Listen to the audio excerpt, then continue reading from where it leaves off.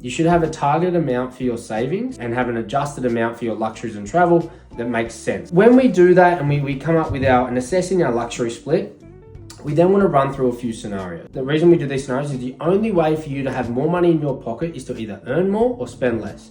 Any strategy you have is a mix of those two things.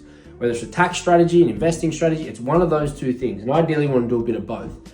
But the problem I see the most with budgeting and cash flow is that people analyze the problem incorrectly, which means they then don't have the right solution. Most people sit on the extremism of the spectrum. They're either really good savers, not good earners, or they're really good earners, really good spenders.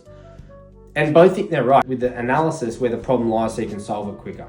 I had this lady come to me once. She was a weapon of a woman, man. She was a single mum. She was raising, I think it was 3 or 4 kids. And she was on like $50,000 or $60,000 a year. She came to me and she said, I'm so bad with my money. I was like, what? She said, I'm so bad with my money. We have none. We have none left over. And I was like, dude, you're not bad with your money. You are phenomenal. With what you have, you are managing phenomenally, right? Just because you're not saving or investing, you're raising those kids on that income in this location. How far you're stretching that money is crazy, right? Like, you're really good with managing your money. You just don't earn enough.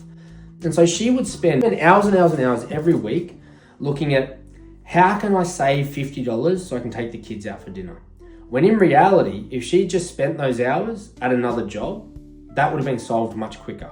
Now, I'm not going to sit here and tell a single mum of multiple kids to go and get another job. If you're going to spend those hours harping over how to save the money when you could just spend half those hours earning it, that's a better solution. And I showed her this and she was like, oh my God, that's like, you're right. I was like, you just don't earn enough. Like, you got to stop bashing yourself about how you can do better with what you have, because it's irrational to think you can do better with what you have. You just can't. Those hours that you're otherwise trying to cut money to earn a bit more. And she did. She found a little side hobby that she did. And she spent 3 or 4 hours a week selling these little gadgets on the side.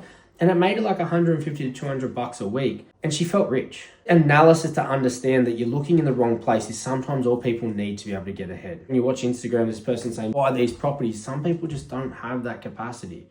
But there's always something you can do. And in this instance, it was that. Somebody said she got $50 for dinner out with her kids. The other 150 a week should be invested in the market. No, I don't think it should. That other $150 a week should be invested in herself to try and upskill, because she's never going to get ahead fast enough than what she needs for that. That's what you need to look at in your situation. You go, okay, where do I sit? Am I on that need to earn more, or am I on that I need to spend less, or am I somewhere in between? And most people are somewhere in between.